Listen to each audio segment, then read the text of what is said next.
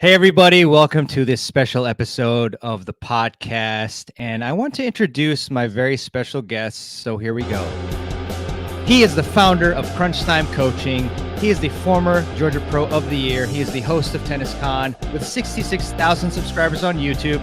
My good friend, Peter Freeman. Here he is.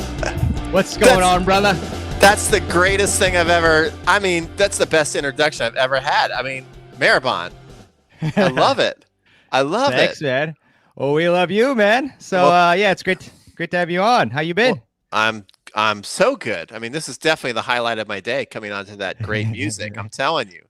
Yeah, thanks. I was really hyper at Dunkin' Donuts. I had a latte and a coffee, and some ideas came up. So I said, let's just have a little fun. Inspiration. I love it. Yeah, definitely, man. So, how have you been? It's so great to see you again.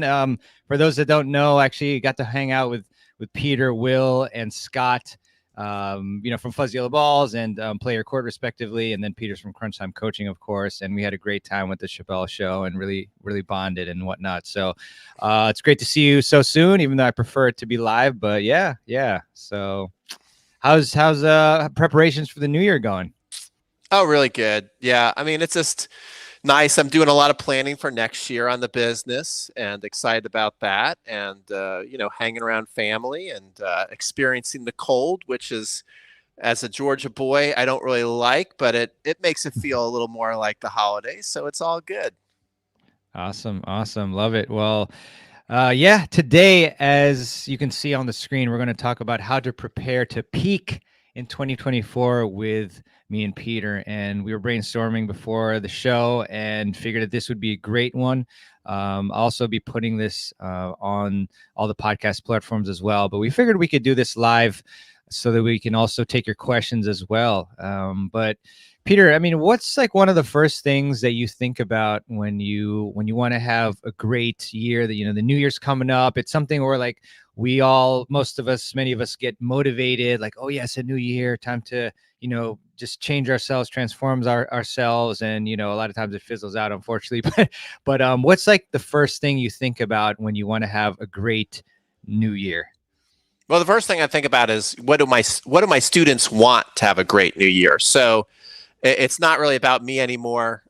It's about the students. And so the first question I would ask is, what do they want? Do you want to get better at something? Is there something new you want to add? Is it about just winning as many matches as possible? Because those are two different things. You can get a stroke that's getting better and have a disastrous season, and you could have a great season and maybe you just marginally improved something. So it's really, what do you want to do with the off season is a very important question, because a lot of people might say, well, I need to improve my serve. I want to finally get the, a kick serve for the off season. And, that might be the right thing to do if you want to kick serve and you have time to work on adding a new tool in your game. But it might not be the most important thing to work on if you're like, but the reason why I want to kick serve is I just want to win as many matches as possible. You see, so that's the real thing I want to kind of put out there on our live stream here.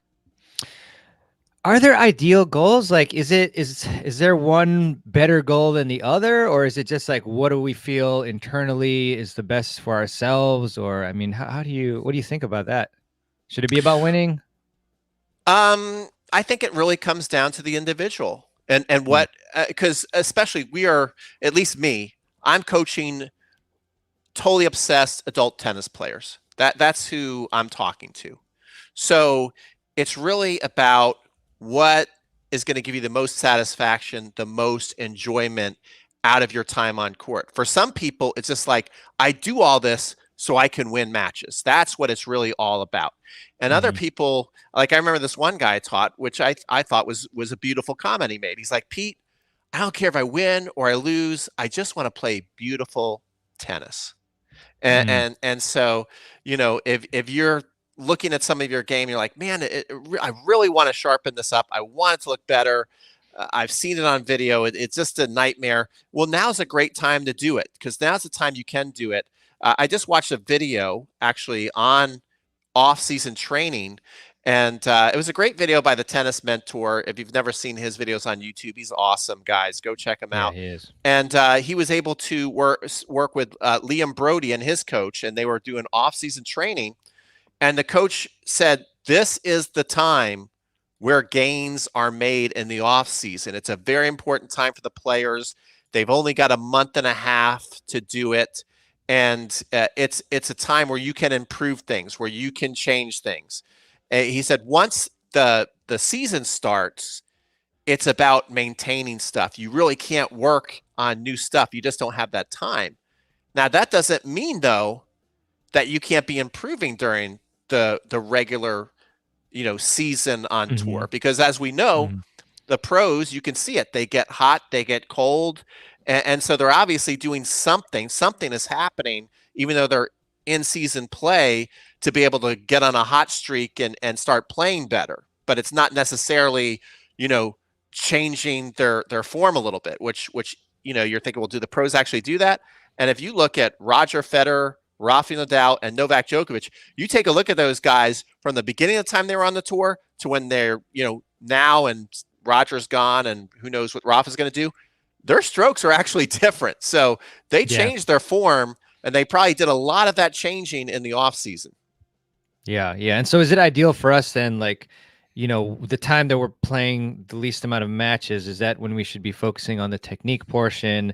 And then, we can do like the mental and maybe some strategy, of course, off season as well, but like maybe more suited to like when we're like busy, we can still do some of that. Definitely form would be one of the things on the top of the list if you want to clean up some technique.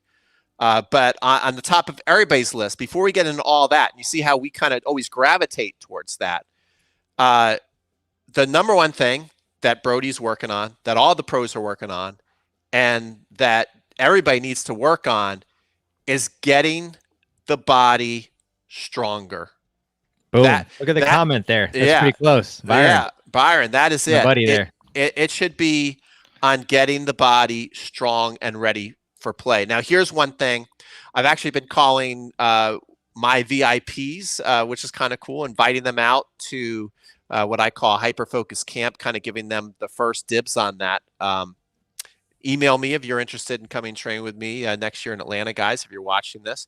But it was kind of sad. I would say half the people I got on the phone were battling an injury. Yeah. Right. And everybody that I said, well, how'd you get injured? I was playing tennis. And I'm not saying that, oh, well, they definitely were not taking care of their body. I'm not saying that, but when you're out there playing tennis as your main exercise, or if you're not building your body strong on the off season, there's a good chance, because tennis is tough on the body, there's a good chance you're going to get hurt. And a lot of these injuries were kind of serious that people were dealing with. So we kind of don't take it seriously enough. Yeah, I agree, Peter. I mean, it's something where a lot of players, they'll have injuries, and instead of addressing it, they'll just keep playing, and almost have like a warrior mentality, but not a smart mentality where, I'll just play through it. And then all of a sudden, you get a lot more injuries, more serious injuries and whatnot. So like, it's really important to address these problems and, seek an expert or do something about it. I was talking with Peter before this podcast episode, and I've been getting, some heel pain after tennis, and, plantar fasciitis. So I got a night splint boot sort of device, and been using that, and it's been helping. Definitely. So yeah, I mean, that's something that, tennis is a lifelong sport, and you want to be able to play it for a long time. And if you don't prepare the body, you don't do your dynamic warm up, which I've got a YouTube video on that, the routine, and I'm sure, Peter and others do as well.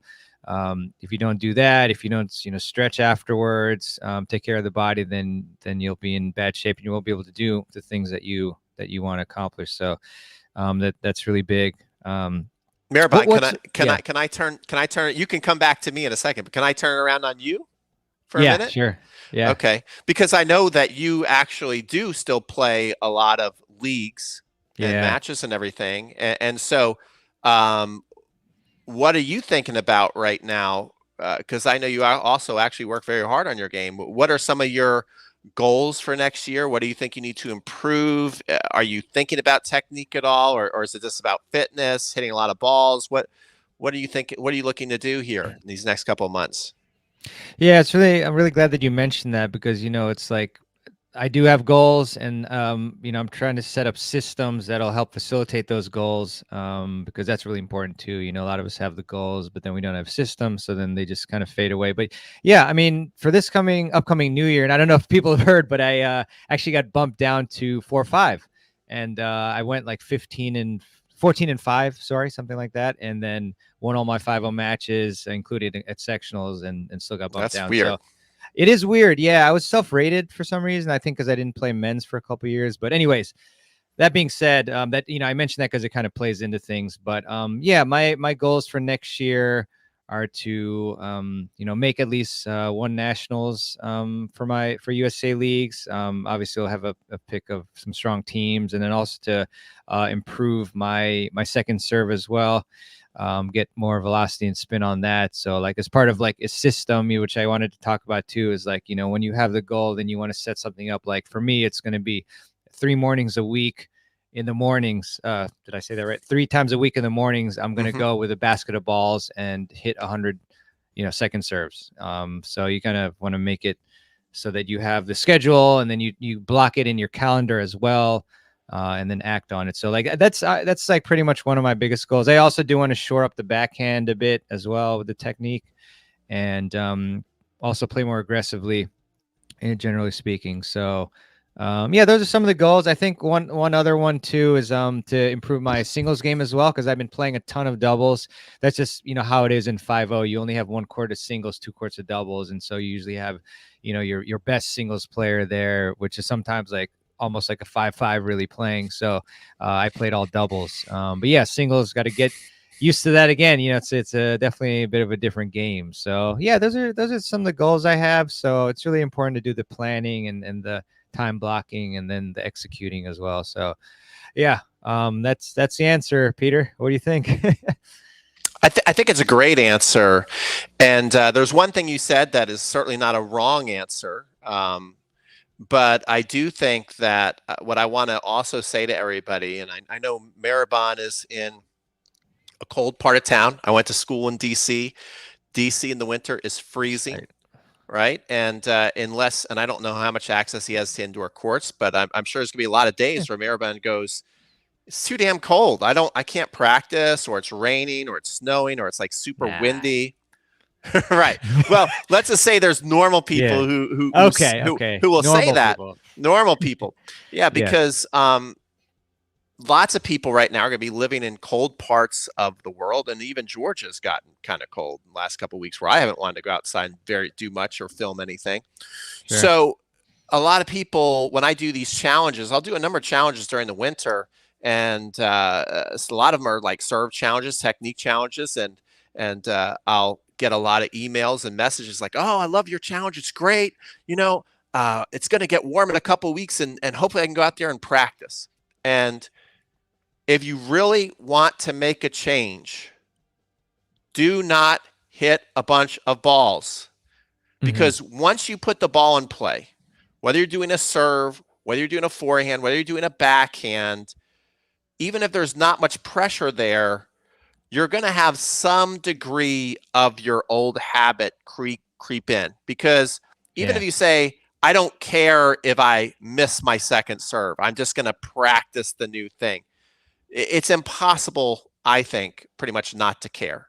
Most people are going to be making some sort of adjustment that goes back to comfort and old habits. And unless they're filming themselves, which most people are not, they're not realizing that they're really not making a change. And especially if you go and hit enough balls, like, I don't know, Mehrban, I'm not gonna let's just speculate. Let's just use you as an example and say you have the reason why you want your second serve to get better is you got a technical flaw. You could go out there and get on a roll, after 5-10 minutes, your body warms up and you're feeling confident and you're starting to feel the ball. And you're like, man, I think my second serve is like really, really improving because, I just made all these serves in a row. And you're probably also guessing and saying to yourself, unless, if you're not filming yourself, which most people are not going to do, you're probably also thinking, and my technique must be getting better because look, the ball is going in. And you might have just had like a great day, especially there's no pressure there and you're hitting a bunch of balls and hitting ball after ball. When you can do that in a rhythm, you're going to end up serving great. And the problem with that is you go play a match, you don't get to just serve one, serve the next, serve one, serve the next, right? You play a point, especially if you're playing doubles out there, the point ends, you got to go talk to your partner. You got to go walk back to the fence. Then you got to step up to the line. Then you got to look at a person in front of you. That's breaking your rhythm. And when rhythm's broken and tension is building, if you haven't really conquered an old bad habit, it's going to come back in the match. And you're going to be like, what the hell? I practiced my serve so much in the off season. But if that same glitch is there, it's still going to be the same in your matches. Yeah, no, definitely. It's very, very difficult. I was scrolling my phone because I just wanted to show you, like how I take pictures videos of like all my tennis serving. It's not really getting good for you. Not focusing actually, but it's not focusing, but we get the idea. Yeah, that's great. Yeah. When I get on the court, like I've got my tripod with me and I film my serves and just make sure like what's going on here. But yeah, I can't agree more. There was one point where I was practicing like my new technique on my serve for probably like a week straight, every day. And then, I got on the match court and actually was going really well. I was serving well. I could, even though it's kind of hard, I could tell like that the new motion was in play. Right. And then it got to the second set. It was like 5-all and I was serving and then, I feel a little bit of a shallow drop there. And, it just went back and it was very difficult to really, keep that same form. So yeah, I mean, one, huge proponent you are of shadow swings, like doing these things, like starting from there, like, no pressure at all. And then kind of just gradually, bumping it up. But I know you also say that you advocate, like, practice like your new technique, but then in the matches, do what you got to do to win and whatnot. And then just like keep practicing the new technique, like when you're, on your own and whatnot and not playing a match. Right. And then just eventually like it'll kind of kick in. Is that the approach? Yeah, that is the approach. And especially when we're in season, if you still want to. So now's a great time to get a head start. If you're out there listening to this and we're saying certain things that are like really hitting home, like, oh man, yeah, I got to work on my serve technique, or my backhand technique is this way off. And I know that's the reason why the ball floats when I try and hit a nice return. This is your time to really dive deep on technique and also progression learning, and even play some practice matches where you don't care, where you do try the new stuff. And the further along you are in the process, you can maybe try and play a complete match with a new technique. The more you're kind of learning something new and you're having to think about it a lot, it's really in that early stages of conscious competence. Then maybe you just go, okay, I'm going to do it 3 points in this set. I'm going to try the new thing. So it's all about where you are on the curve as far as getting this stuff down. If you feel like you're at the end of it and you just need a couple of tweaks, you could say, I'm doing the whole match with the new stuff. And if it's brand new, just kind of give yourself a handful of points. You're like, I'm going to try it on these points. And then you have a chance. But now is the time. This is the time to do it. Now's the time. Boom. Unbelievable timing there. Just wrote the same thing. Oh, that's cool. That's cool. Peter, so, I had mentioned this before, how like our goals just seem to, we have them and then they just kind of like gradually fade away, which is very sad. But like, what do you think are some of the biggest problems like that cause us to not reach our goals? We have these shiny new goals and then they, we never reach them. So like what, because that's, that's big thing we need to keep in mind, these principles that you're talking about, that you're going to tell us about. So what are the issues there? I think,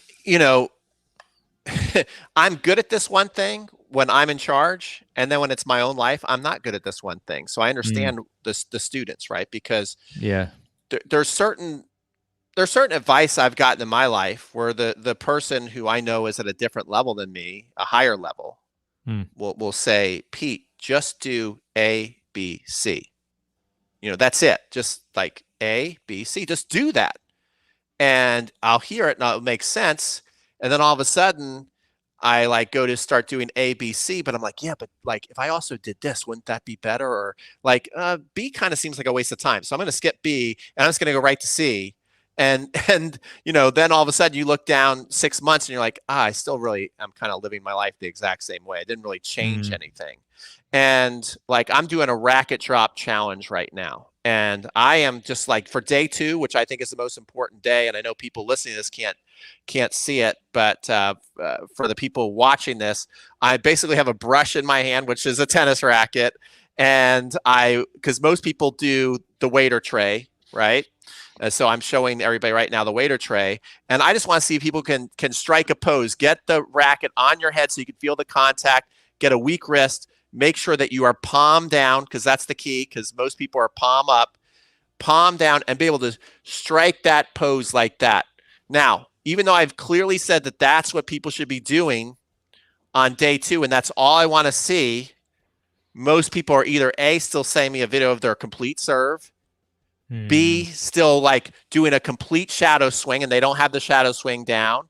And then the only one so far who has sent me exactly what I want, she is, and so I'm like, okay, this is great because she's doing exactly what I want her to do. She's doing the drill. Now we can get somewhere. Everybody else, it's this kind of noise. Like you're not even doing what I'm asking you to do. But this one lady who sent it, I'm like, now we can work, because she went to put on her head, but she was like too low on her head and she was up like that a little bit. Again, if you're listening to some, I apologize, but I'm showing that basically she had it's her too far down on her head and she was here. And then also when she did go to swing, she brought her non-dominant hand away and brought her chest forward. So now I could show her, hey, now you're doing the exact drill I want, but you still don't have it right. And lots of times the most basic elemental things that you need to get down, you kind of look at it on a video and go, oh, okay, that makes sense. That looks easy. I don't think I need to work on that. I've got that. What's step 2? And you'll be surprised out there if you try step 1 and you video yourself, and especially if an expert look at it, whether it's a local coach or somebody online, usually the expert can say, you almost got it, but you still didn't get it completely. So you're still going to, once you add the whole motion, it's still going to really be detrimental to your game. Yeah. So it's like people are, they're not A, doing like the steps that are instructed, and B, like just kind of like, they're just not really focused on what they need to do. Like they're kind of all over the place. Yeah, they skip steps. They start out kind of focused. Like I'm going to focus on this one thing, but then they usually add their own little nuances to it that they think is still good, but it's not exactly what they should be doing. So if you want to really improve in an off season on especially a technique, you need to be doing the exact things that either your local coach or an online coach is showing you, if you believe that they know more than you and are telling you, look, this is what I want you to do it just like this. Most people will not do it just like that. And this is in all facets of life. I mean, I'm guilty of it all day long in a lot of aspects of my life. One other aspect of achieving your goals and peaking is consistency, right? Like the people who show up every day are the ones that are gonna really get to where they want to be.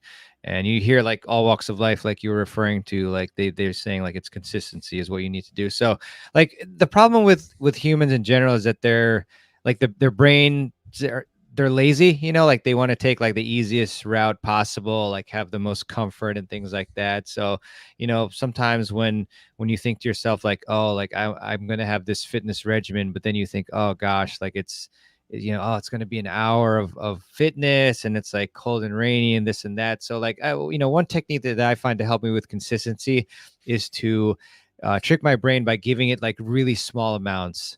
Something like, okay, I'm just going to work out for like 15 minutes today. That's all I need to do, things like that. I'm just going to serve for 20 minutes. I'm just going to work on my my mobility for 10 minutes. And when you tell yourself, just try that. Like when you tell yourself these small little amounts, it seems like so doable and so easy that you will start it. And the biggest thing about toughest thing for people to do is to get started. So once you get started, and you do it, then you can tell yourself, okay, maybe a few more minutes. So I just find that, related to consistency is this trick that I like to use. Like, have you ever tried doing that? Oh, absolutely. Yeah. I mean, so right now I have a personal trainer, which is kind of fun. And then I also am when I'm not seeing my personal trainer, I do Tabata workouts where the timer's on for 25 seconds and off for 10 seconds. And I do 20 rounds, which takes about, I don't know, 7 to 10 minutes. And I like always know I can get through that. Then and some days that's all I'll do. I'll be like, okay, my body feels good, my mind feels fresh, and I got to go do some work stuff. And then other times I'm like, Yeah. oh wow, that went by 20 went by really quick, and I got some extra time. Let's do another set of it. And then so sometimes I'll do 2, 3, 4 of those.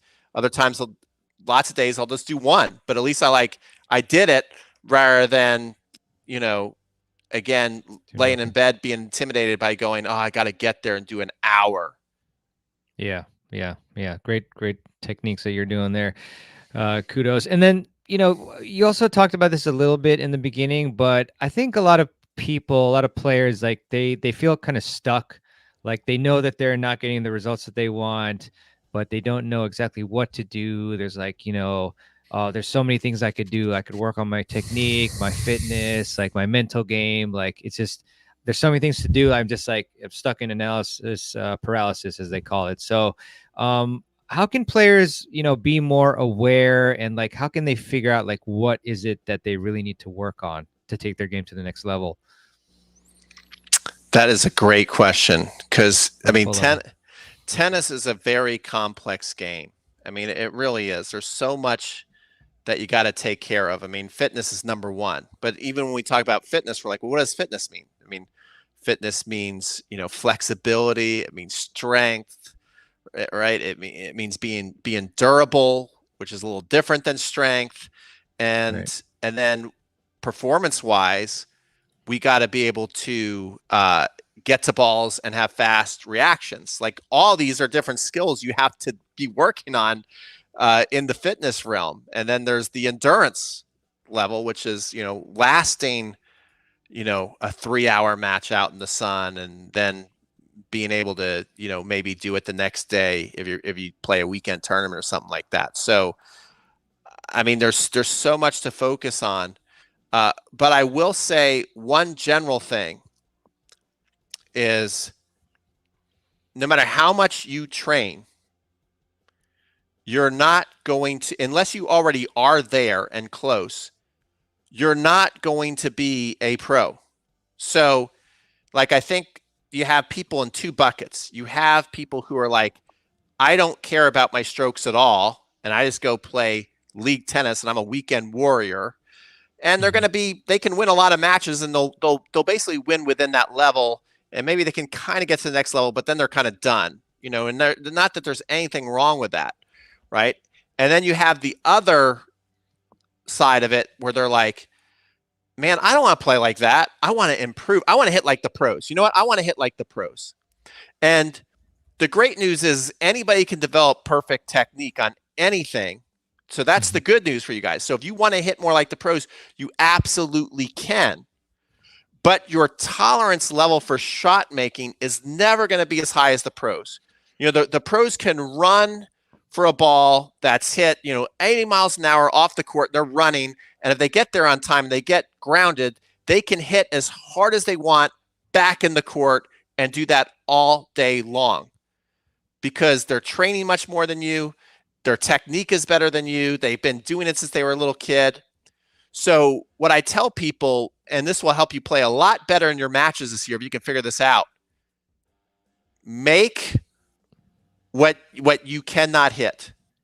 Hit what you can hit, right? So if you see a ball there, you got to start to know your game. You've been working on this new forehand. Really pay attention to when you're making it. and when you're missing it, right? So if you get a ball at a certain pace, a certain type of spin at you, you're in the court area, like you got to know, like, okay, when I try and hit my Novak Djokovic forehand, I am money when the ball comes at this kind of pace. When it starts to get out of that spectrum for you, you've got to be aware of that, concede to it, and go, I'm just going to make the ball back in play. Because the great news is, if you just make a shot back in play, see, when the pros, even the pros win a lot of points just by making another ball, even hitting the ball kind of underhanded and pitching it back in. They win a lot of those points. But there certainly is a lot of pros who can knock you out for leaving a ball hanging, to where, like, okay, you leave it hanging, it's over. There's not many recreational players that are going to make you pay for it over and over again. They might sometimes.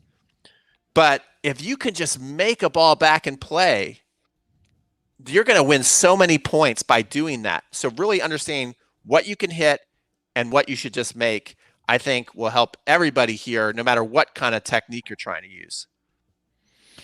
Yeah, definitely, Peter. You made me think about, practice match I had actually with Byron, who's on here in doubles. And just like, there was one big point where I just scrambled and just, ran and got the ball and just got it in the court there somewhere. And, playing against great players, but they still, like, they missed the volley wide. And it's like, that was, it was a big point in the match. So, yeah, just making one more ball definitely doesn't hurt. No. Yeah, definitely.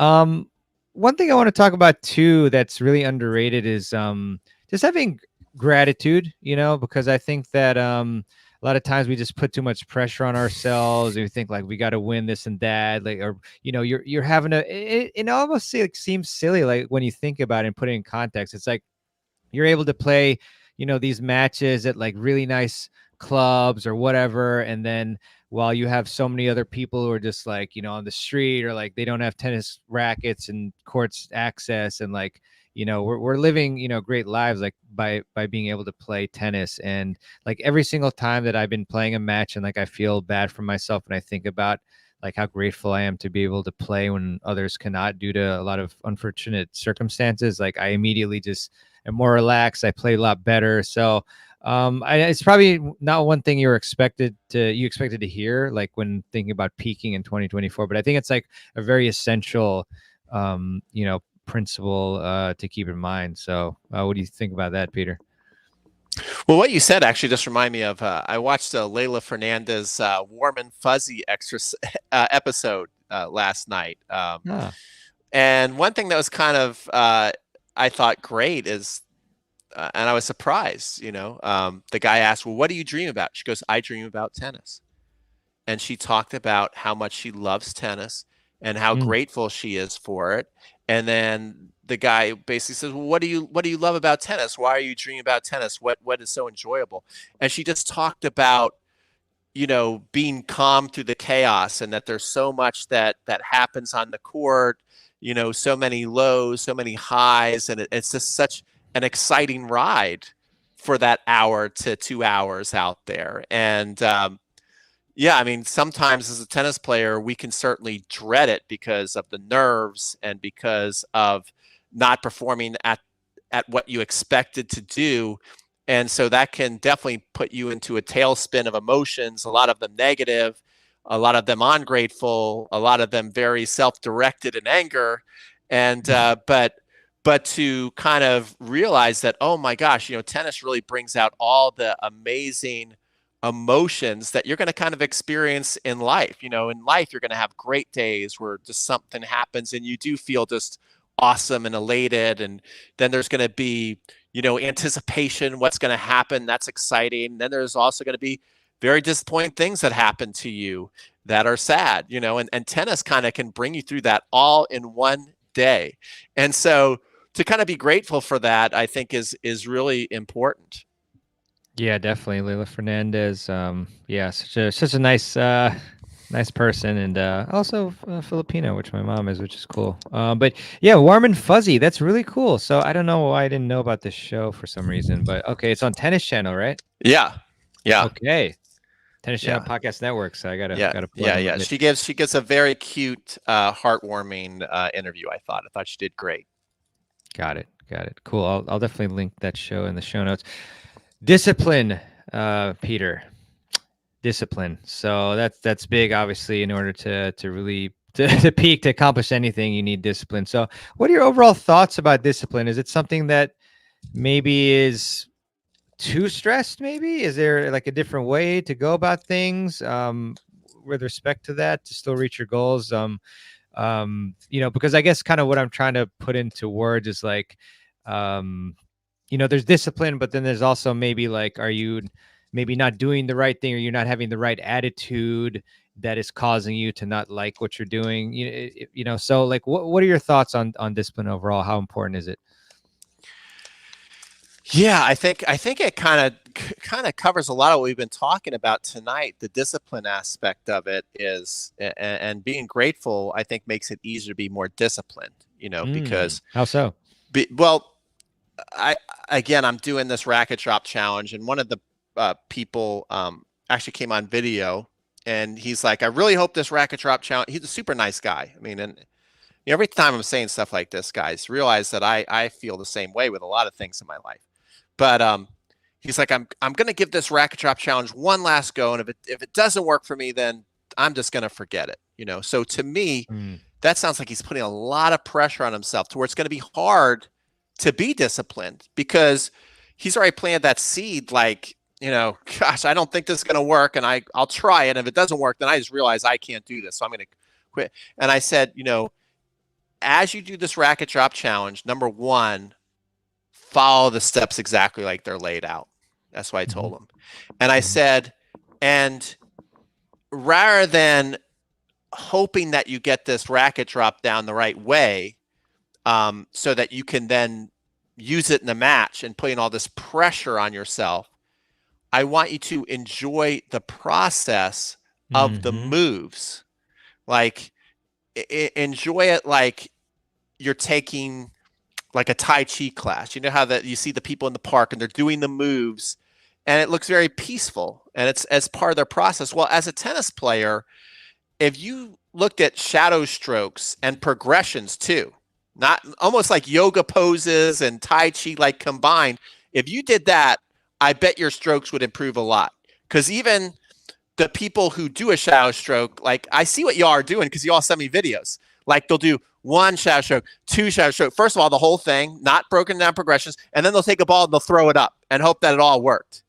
Whereas, like, I want you to treat it like, okay, I'm just gonna like hold this pose for like 10 seconds, and I'm gonna do that 10 times.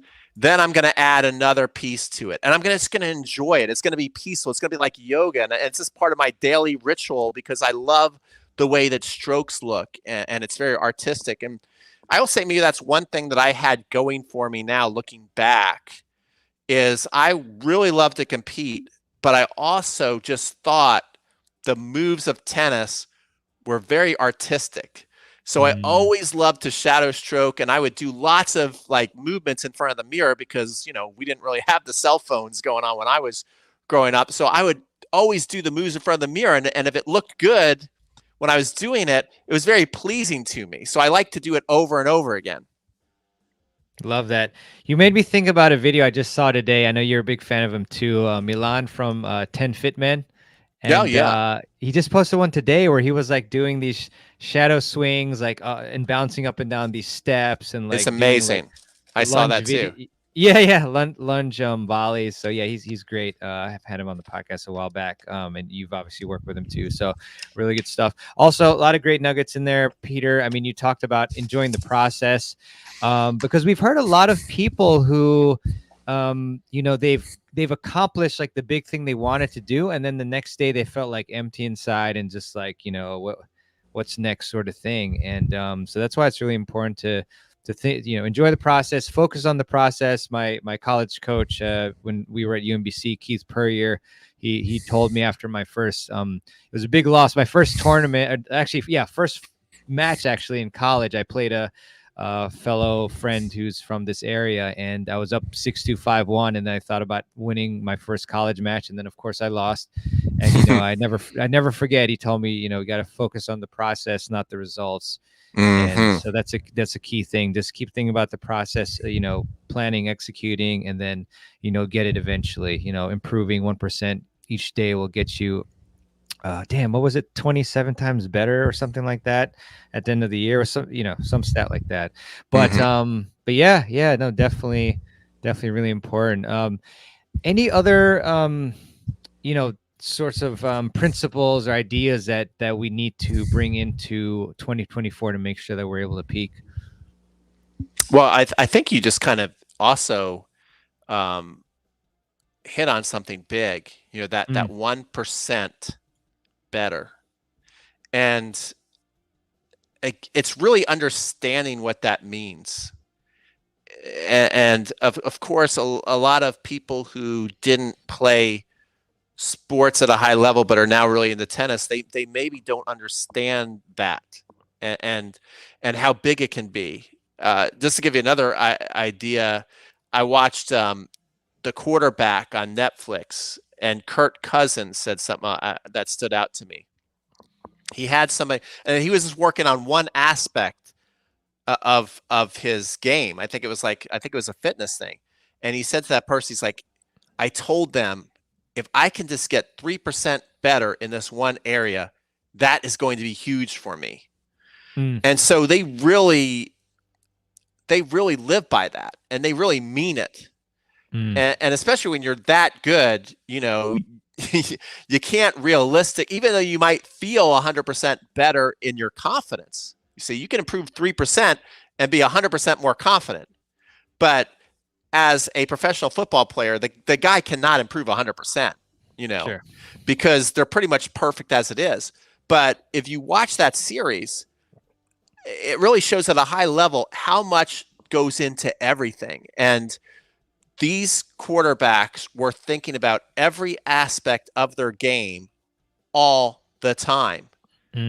All the time. And so being able to really understand, what does that mean, improving 1%? Because we always want like these gigantic improvements in 5 minutes.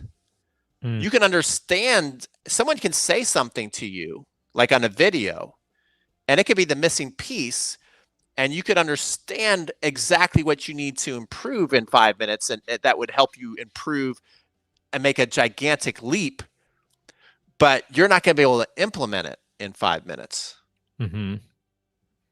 Yeah, definitely. And one of your themes that I love is being the obsessed tennis player, right? But I think the people who really do like amazing things, and everything, they're obsessed. So like, how do we make ourselves obsessed? Yeah, I mean, how do we do that? Because if we could all be like that and truly just have it like on our mind like all the time, and just have like max energy, and just like so dedicated, and we're working on it all the time, we would all be like really fantastic players. But inevitably, like things happen, we get distracted, things fall off for us. But there are still some of those players, like Leila Fernandez, who's dreaming about tennis every night. So how do we become obsessed tennis players? What do we think about? Well, again, because we've talked about, there's so much to work on, and it can be overwhelming. So you'd be like, well, Yes. I'm a regular person. I have a job, I have a spouse, I have a kid, and like that's taking up a lot of my time. So therefore, I guess I probably, even though I want to be obsessed more than anything in the world, Pete Mehrban, I really can't be obsessed, and I really probably can't make great gains. And again, what you have to realize is it's about the consistency, because a lot of these great gains is not going to be made that you're going to have to go out and practice 3 or 4 hours a day. Right. It's just that if there's one thing you want to improve, it's, can you add it? If you did a lot of the stuff, 5 minutes here, 10 minutes there, around the house, Yep. and then you showed up to your match 10 minutes early, you stayed 10 minutes after your match or your practice, and you did the exact moves that somebody told you need to do to improve something, you would see massive improvements when you look back 6 months, a year down the road. You would see it. It would be undeniable. But again, the problem becomes you get so overwhelmed, you get lost, and then you stop doing those things, and then you're just stuck. You might do it for a week or two, but then you sort of think like it's futile or you got it, which again, the pros, they never say to themselves, oh, well, gosh, why am I going to do another shadow stroke? Like, I'm perfect. Look at me. I'm the greatest. Like, why would I do a shadow stroke?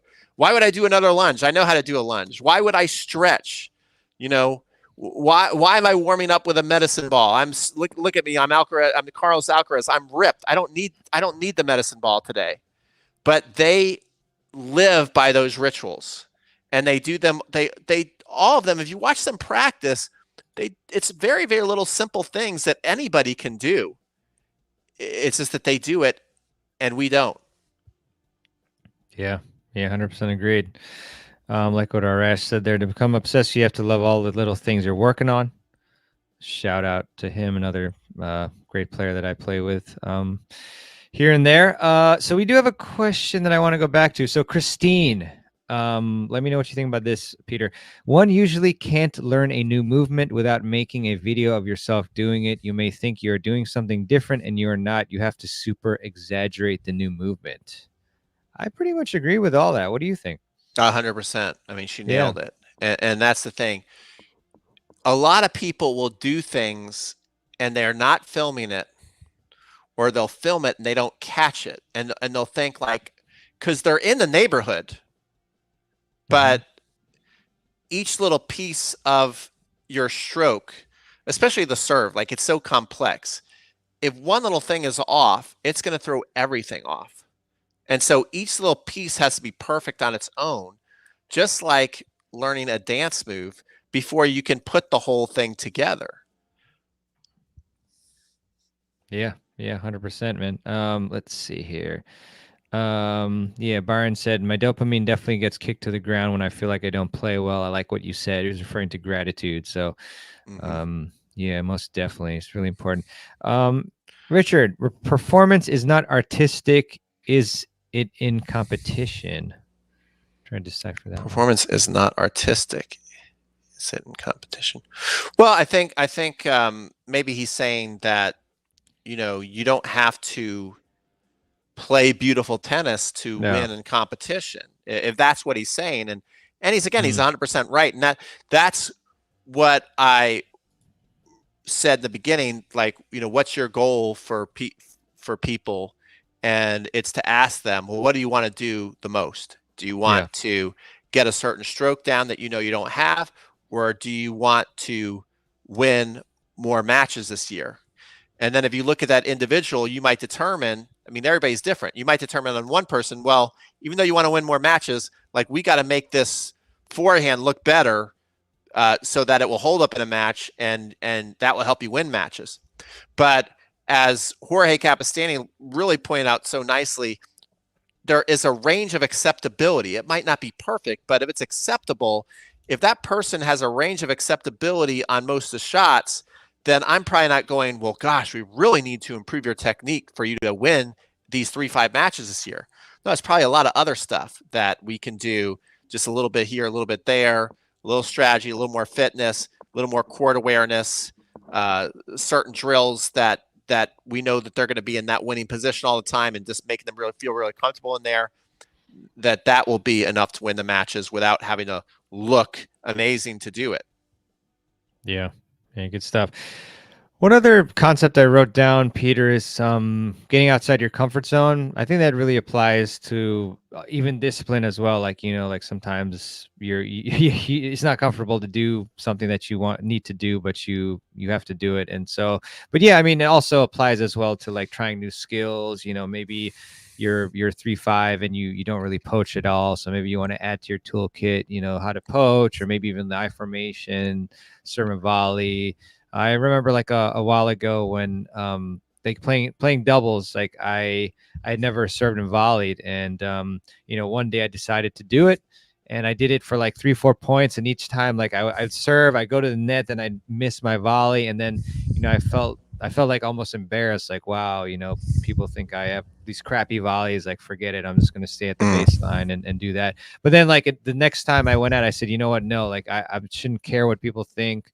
I'm just going to serve and volley, every time that I play, every time I serve a point. And gradually I caught on and I got it, and by stepping outside of my comfort zone, I was able to then create and develop this new skill that's obviously comes in handy. So yeah, what do you think about the importance of getting outside your comfort zone and learning new things? I think that's extremely important, and just like you said, it's adding these little tools along the way that Yeah. ultimately make you a better player, and really understanding what are the right tools that you need to work on.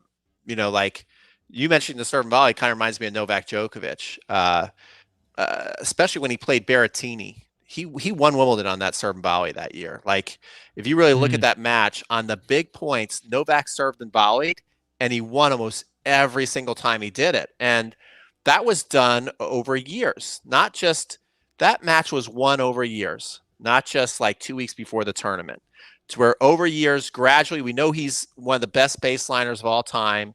We don't just think of serve and volley when we think of Novak. But over the years of continually working on it in practice, and then on certain points in matches, he knew exactly when to do it. Again, where else did he do it? Finals U.S. Open. You could see playing Medvedev, he was starting to get very tired. And then he played some serve and volley points when you could tell he did not want to get in the long rally, probably could not get in the long rally, and he won it on the serve and volley almost every time. Yeah. Yeah, it was pretty amazing. Yeah, just trying to think about, like, kind of summing up like what we've talked about. I mean, like, tell me what you think, Peter. I mean, we've talked about to get to peak in 2024. I mean, we need to have, goals which are based on, the awareness of what'll give us the most bang for our buck in terms of improving for the new year. And these goals are very personal, so maybe one goal that you have might not be the right goal for me. So it's all very internal and person specific. And then, once we have these goals, we need to create systems and accomplish them, improve through consistency and discipline. We also want to think about, of course, just making sure that we have our fitness in place so that we're able to, play first of all, and thrive and feel good about, our body and ourselves. And then also we need to add in things like our gratitude, sort of just remembering how lucky we are to play the game, and then of course the more tools that we can add, the better, generally speaking, just so you have more assets when you get to play. So and then also getting outside your comfort zones. I feel like that pretty much kind of covers what we talked about. I just want to see if there's maybe any other elements or any just overall thoughts while we wait and see if there's any questions, of course, that maybe we didn't touch upon. I think you did that perfectly. So I mean, if I were to just sum up my things, they're pretty much the same as yours. Number one is, right now is the time to be building up your body. That's non-negotiable for everybody. Number two is figure out this off season, do you want to win more matches next year, or is there something that you're feeling very self-conscious about in your technique that you want to improve? So if you answer, I just want to win more matches, I mean, I always think I need to improve more my technique to win more matches, then really, if it's about winning more matches, be super analytical of your game and ask yourself these things that you think you need to improve technique-wise, do you really need to improve them? Like, probably the most notable one is, if you look at recreational tennis, very few recreational tennis players have a professional looking serve. And it's great to have a professional looking serve. But if you look at 3-5, 4-0 tennis, there's so many people that can win matches by just pushing the serve in play. And like, I watched this one lady today, she sent me her serve. She pushed the serve in, but I'm like, damn, she's a good athlete. That serve is actually moving pretty well. Like, unless she just is so self-conscious about her serve and wants to improve it just to improve it, I wouldn't change her serve if she wants to win 3-5 matches. She doesn't need to have a professional looking serve to improve to win at 3-5. So really think if it's about winning, what are the real reasons you're losing? It might not be that technique. What are the real reasons you're losing, and attack that like crazy. And if you are going to improve technique, if you're like, it is definitely technique on this shot or that shot, then I'm telling you, the only way you're truly going to get it, it's not hitting a ton of balls on the ball machine. It is doing a lot of step-by-step progression shadow work in your house, filming it, making it absolutely perfect, then having someone, a ball machine or a coach, feed it underhand, making sure that looks perfect, then having maybe somebody feed you out of a cart, make sure that looks perfect, then rally with somebody perfect. Rally with somebody easy, then that's got to be perfect. Then hit harder, that looks perfect. Then play points, then it looks perfect. Then put in a match. That is the only system. There is no shortcut. I wrote all this down. I'm screen. No, I swear, I'm screenshotting it. I'm gonna look at it every day. Yeah, I mean, that's the way to do it. And I mean, especially like the longer you've been playing, I mean, I feel like it's very tough, to make these technical changes, but I mean, it's very rewarding at the same time. But yeah, you got to take those steps, from no outside pressure whatsoever, get it perfect, to gradual steps up in, pressure environments, slowly. So really love that. Yeah, amazing, Peter. Great stuff. Yeah, tell us about any particular like projects or anything you're doing. I mean, you mentioned obviously the racket drop challenge. Is that something that people can still get into at this point, or is it kind of no, that's kind of like we're kind of too deep in the weeds on it, I think. But yeah, I'm going to be doing a lot of challenges next year. In February we're going to do a serve challenge. Going to go deeper with my membership. We're going to change the membership a little bit next year. Nice. To service more people, and then also lots of fun trips and things. So I'm going to go to South America in February. I'm going to do TennisCon Live in April, and then a lot of camps in Atlanta. I'm going to be in Spain and France next year, and Cincinnati at the Masterclass Clinic. So if you want to come train with me, either in Atlanta or Cincinnati or overseas, then shoot me an email at crunchtimecoaching@gmail.com if that sounds exciting.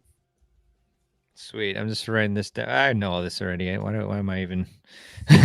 Let's see. Peter's email. So yeah, I'm gonna include that in the links for sure. Any other profiles or anything you want us to check out? Like, I don't know, Instagram, TikTok. I have started a new TikTok dancing channel to where I dance with BT. We dance to the oldies, and no, I'm just kidding. No, just go to just go to YouTube, Peter Freeman Tennis, type it in, Crunch Time Coaching, type it in, and you'll see me a lot. Awesome. Any let me double check the comments here. Oh, okay. Here we go. Christine, I have a mental hump to get over to keep up my aggressiveness for an entire match and not get psyched out or doubt myself. Also developing a new tool, a slice, and incrementally improving my backhand. All right, Christine Frank, hey, good to see you on here. Yeah, she comes train with us in Cincinnati. Awesome. Yeah, I mean, to Christine and everybody, here's the thing about staying aggressive the entire match. Ideally, what we think about as staying aggressive is when we see Serena crunch a forehand, when we see Roger crunch a forehand. And that is very hard. That's what I was exactly talking about earlier in this podcast live stream. As far as it's going to be pretty much impossible for you as a recreational player if that's your version of staying aggressive. So you have to get in touch with what I call your confidence meter. You have to really have honest conversations, like going, I want to play this point aggressively, but I'm super nervous. And if I'm going to be honest with myself, I don't actually believe I'm going to make this forehand. I might yell at myself to make it, and I might be frustrated and goading myself on to just hit the damn ball. But if that's the way you're talking to yourself, you're most likely going to miss the ball and go into a spiral. So does that mean you can't be aggressive? No. Like, I love what Christine's saying there. I'm also working on my chip. Everybody here should be working on their hitting skills and their pushing skills. Their pushing skills is a chip. So it's a big point. Your opponent has a hamburger for a second serve. And if you're like, well, I'm too nervous to swing through it and hit a winner, but I've developed this chip to where I'm going to chip and charge and come on in, that's still pretty darn aggressive play. That puts a lot of pressure on your opponent. And a lot of times that's a lot easier to do under pressure than, hauling away with 80 to 90% racket head speed at a ball. Yeah. Yeah. Very wise words, my friend. Okay. Well, looks like we've reached the end of the show. I do want to ask you if you have any last words of wisdom or thoughts to leave us before we adjourn for this session. Great. Glad you asked me that. I've got a 30-minute. No. Oh my God. Damn. Okay. Cool. Well, Peter, I always really enjoyed chatting with you and making contact with you. And yeah, you always do a great job. You did a fantastic job with Tennis Con. Gotta give you kudos again. One of I think the best probably that, in terms of, numbers and everything, content that you've done. So really fantastic. So yeah, everybody go and check out crunchtimecoaching.com and also Peter's YouTube channel. As I did in the intro, I mentioned 66K subscribers. That's no joke. That's amazing. And so many great videos. I watch them all the time. And yeah, I think you're on Instagram as well. And so check out Peter's stuff. You will definitely thank yourself for it and thank me for it and him as well. I have one more thing. If you are on my email list, we're doing 12 days of tennis deals starting tomorrow, where you're going to get discounts. So I'm starting with the Legends Guide Tennis Mastery, which is going to be a 76% discount. So follow my emails. Dang. Yeah. Oh, dang. Yeah. So they can go to your website, crunchtimecoaching.com, and sign up for the newsletter, right? Yeah. It's basically like my premium content. You can use them as stocking stuffers. Nice. Awesome. Yeah. Definitely take advantage of that too. It's pretty sick discount. Awesome. Sweet. Okay. Well, Peter, thanks again. We'll connect again soon. And for everybody, really appreciate you listening. And really, we wish you all the best in achieving all your goals and having a very happy and prosperous new year. So be all the best. And thank you, everyone. Thanks, Peter. And we'll see you next time.